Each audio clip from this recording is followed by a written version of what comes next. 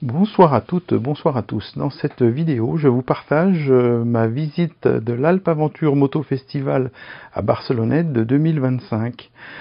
Après mon installation dans mon logement de Pralou 1600, j'interviewe des personnalités et puis je vous propose une petite balade pour aller jusqu'au tunnel du Parpaillon. Bonne visualisation. Alors, Laurent, est-ce que c'est un bon métier, youtubeur ? C'est une vaste question. Moi, quand j'ai commencé, le monde de youtubeur n'existait pas, ni même d'influenceur en 2007. Ah, un vilain mot. Tout dépend pourquoi tu y viens, ce que tu veux y faire, mais il faut savoir que c'est pas juste un métier où on arrive, où on tire la manche des gens en leur disant tu vas pas me filer un casque, si ça là je vais te représenter, tu vas voir, tu vas faire de la vue. C'est un métier où il faut être organisé.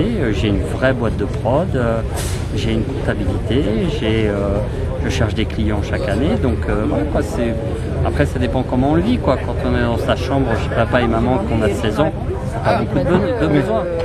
Voilà, j'ai une réalité économique avec une famille, voilà, donc c'est un vrai métier. On regarde souvent les gens qui gagnent beaucoup d'argent avec ça. Et je pense que ça ne doit pas trop faire briller les yeux. Finalement, il y a peu d'élus. Moi, quand j'ai commencé en 2007, finalement, il y avait peu de gens qui étaient sur le créneau. Et aujourd'hui, il y a beaucoup de gens. Donc, la chance d'exploser ou d'être vu. Il faut se trouver un style, il faut trouver qui on est, parler différemment. Surtout pas essayer de copier.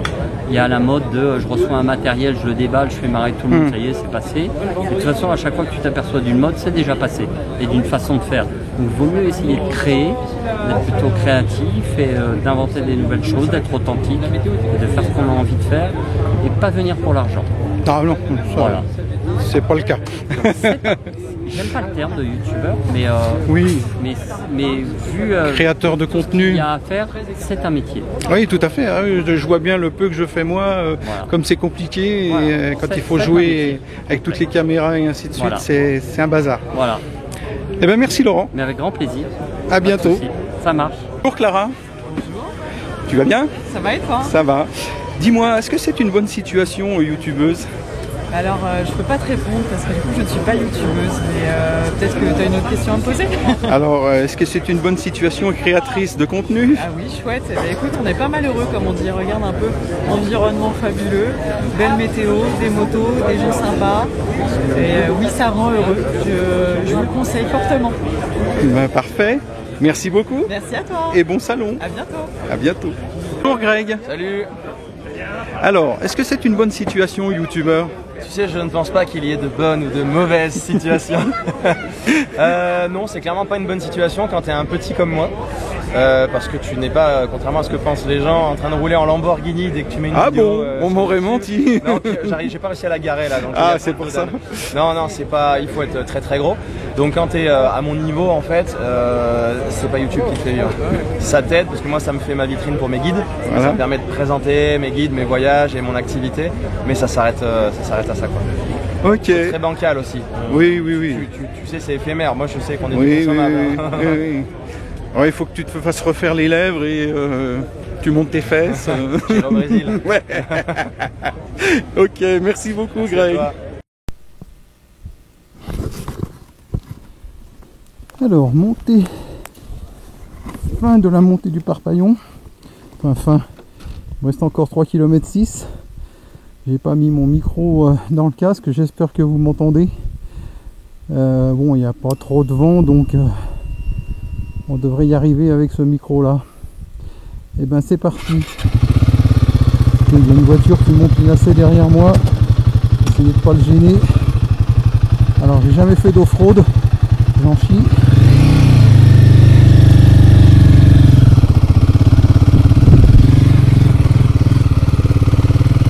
Se mettre debout. C'est quand même bien caillouteux, mais bon, l'Himalaya passe sans problème. Le problème là, c'est le pilote qui n'est pas aguerri. Je stresse un peu. Je suis un peu raide sur la moto alors qu'il faudrait que je sois souple, que je l'accompagne. C'est ce que j'essaye de faire au maximum. Mais le dire c'est bien, mais le faire c'est mieux.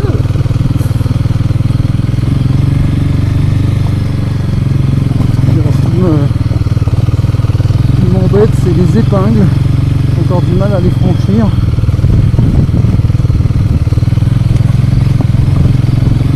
Alors sur les conseils de Tom Barrer que j'ai vu sur le salon, j'ai dégonflé mes pneus. Il y a un bar 6. Ça a l'air d'aller pas trop mal. Je pense que j'aurais peut-être pu encore en enlever. Mais voilà, ça va. Alors je m'aperçois que j'ai fait les premiers mètres tout à l'heure assis. Ah bah il faut pas. Il faut vraiment être debout sur la moto, l'accompagner. Là le chemin va un peu mieux, il y a eu un passage un peu raide. Ça va un tout petit peu mieux. Ce que j'appréhende un peu c'est la descente. Ah, vous voyez je suis en premier.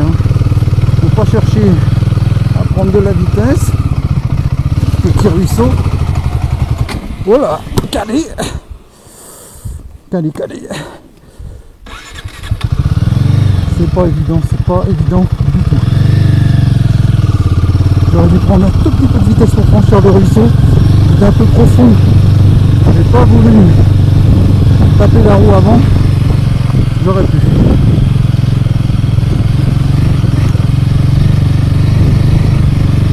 Je pense un abonné de la chaîne de Pitchy Boots de Noralie. Quand je vois ce qu'elle a fait, ils sont tout petits là.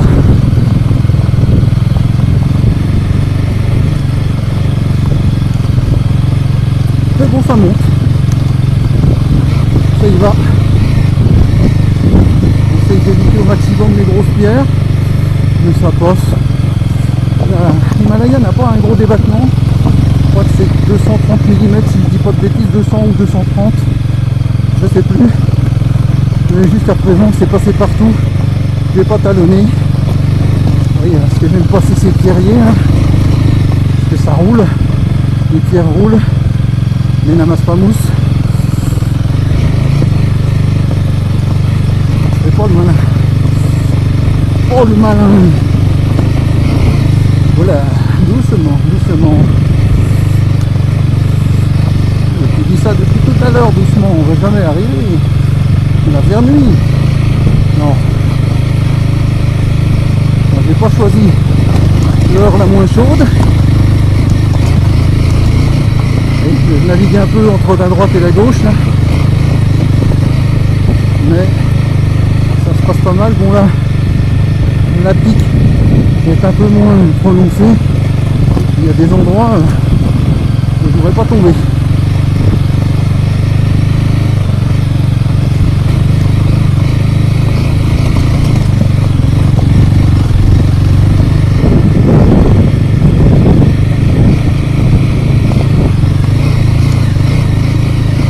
Putain, le mec en vélo.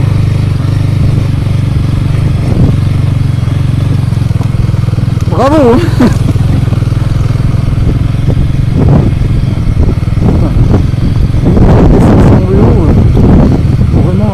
Les corones.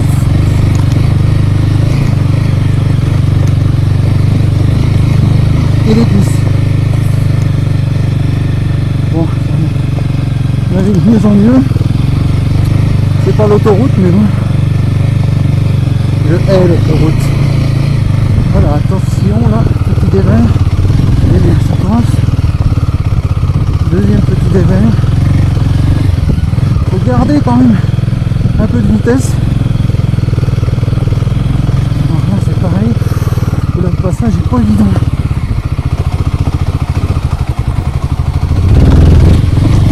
Voilà, j'ai pas assez d'accélération, j'ai pas calé, ça a bien failli. Il faut dire que le passage était étroit. Là par contre, là, ça repique un peu. Alors j'ai fait une partie, première partie que j'ai faite, qui est dans la forêt du Châtelard là. J'étais en deuxième, et là j'avoue là que plus on arrive dans les tuiles, plus je suis en première. Et je vais pas tenter le diable, alors les pierres que j'aime pas, mais ça passe. Je ne veux pas aller trop à droite. Voilà. Je rigole là. garçon, vous me laissez la place? Merci. C'est gentil.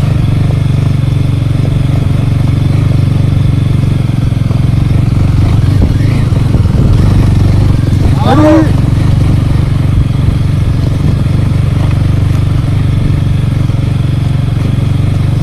Dis papa, c'est encore loin le Munich. On voit pas le bout encore. Hein.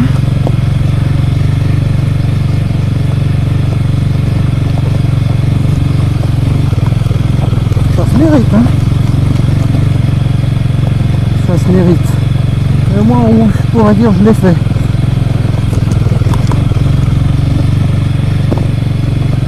Un peu mal au dos. Enfin, ça c'est parce que je suis trop raide. Et vieux aussi.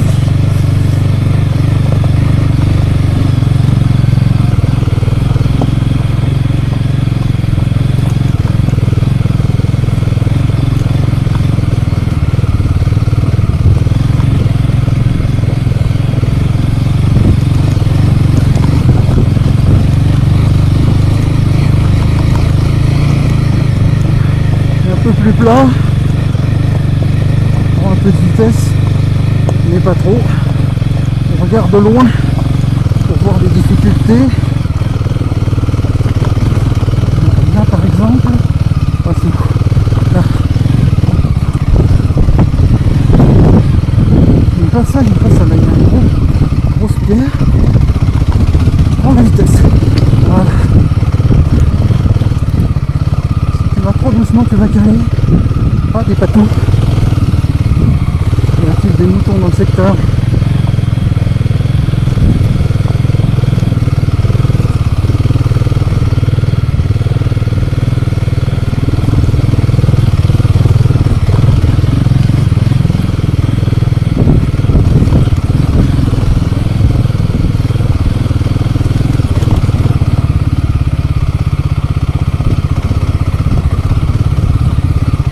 Tu me montres le chemin, c'est gentil.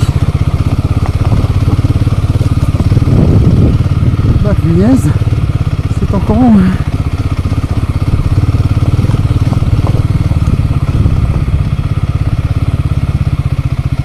Allez les loulous, laisse passer. Merci.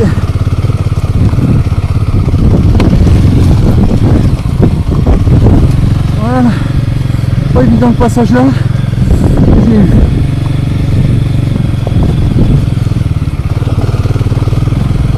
C'est pareil.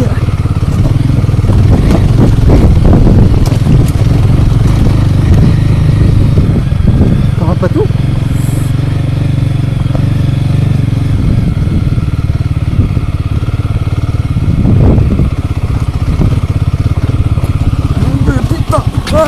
Oh, je me suis encore bourré. J'ai encore le pied sous la moto. Oh, putain. Je peux pas l'enlever.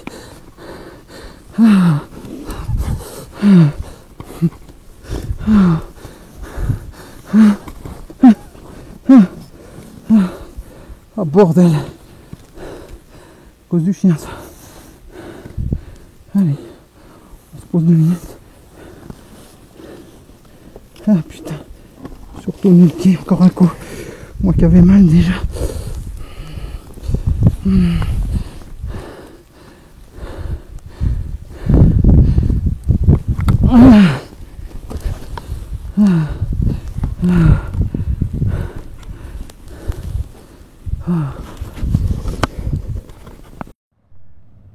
Et ben voilà, on y est arrivé. Ça n'a pas été simple. Je me suis pris une gamelle encore. Mais bon, on y est arrivé. Alors vous voyez, ben, il y a carrément des blocs de béton à l'entrée, là, donc on ne peut plus du tout passer dans le tunnel. Je pense que le trou qui est là, il est pour quelque chose, parce qu'il y a un éboulement à l'intérieur du tunnel, et je pense que c'est ça qui a dû s'ébouler.